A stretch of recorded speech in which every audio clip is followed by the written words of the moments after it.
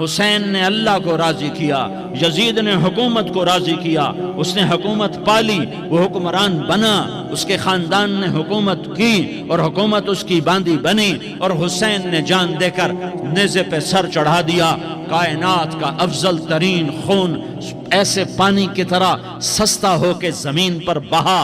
ظالم مظلوم کی کہانی کوئی نئی نہیں ہے، پرانی ہے، لیکن میں فقیر کی بات یاد رکھنا، مظلوم کبھی ناکام نہیں ہوتا اور ظالم کبھی کامیاب نہیں ہوتا۔ مظلوم بن جاؤ حسین کے ساتھی بن جاؤ گے، ظالم بنو گے تو یزید کے ساتھی بنو گے۔ محرم میں کیا سارا سال یزید پہ لعنت پڑتی ہے، لیکن ظلم کرنے والا یاد رکھ لے کہ یزید کے ساتھ کھڑا کیا جائے گا۔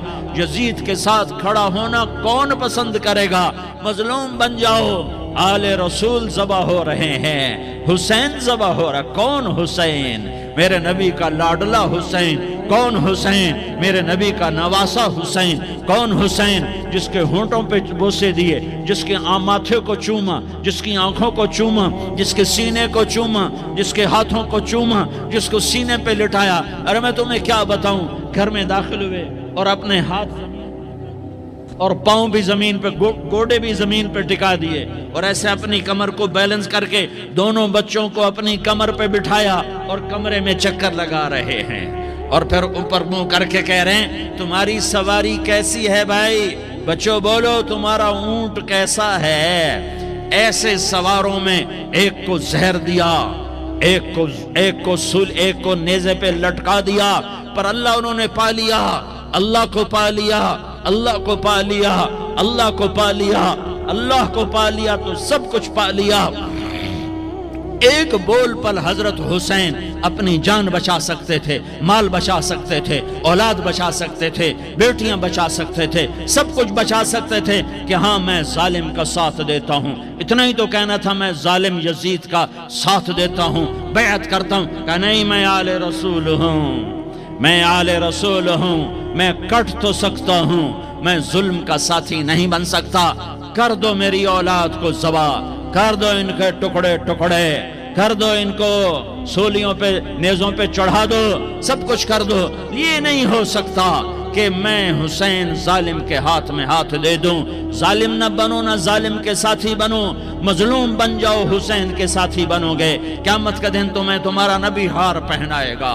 جب حسین کو ہار پہنائے جائیں گے تو تمہارے گلے میں بھی ہار ڈالے جائیں گے، تمہیں بھی سہرے پہنائے جائیں گے۔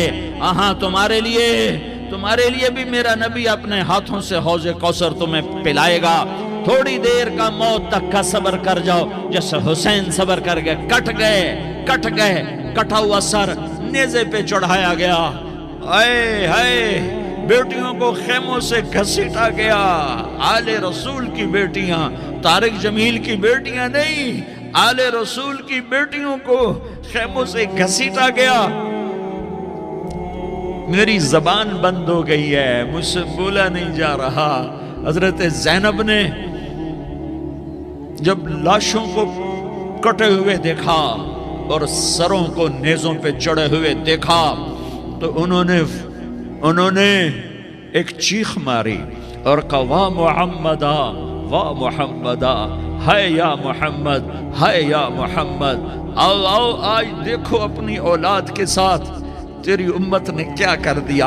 ہذا حسین بالعراء، آج تیرے حسین کی بارات ہے۔ مزمل بالدماء، اس نے اپنے خون کی تاروں کا جوڑا پہنا ہوا ہے۔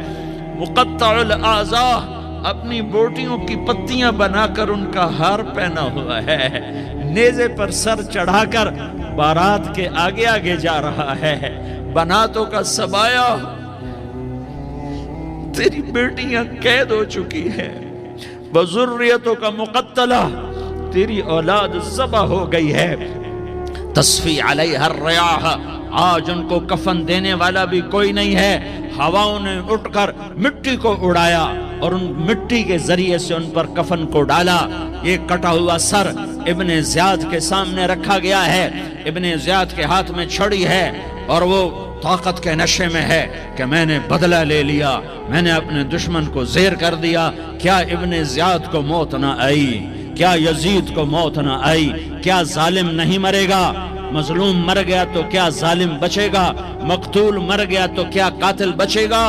نہیں نہیں نہیں، میرا اللہ زندہ سلامت قائم دائم فیصلے کے لیے آنے والا ہے۔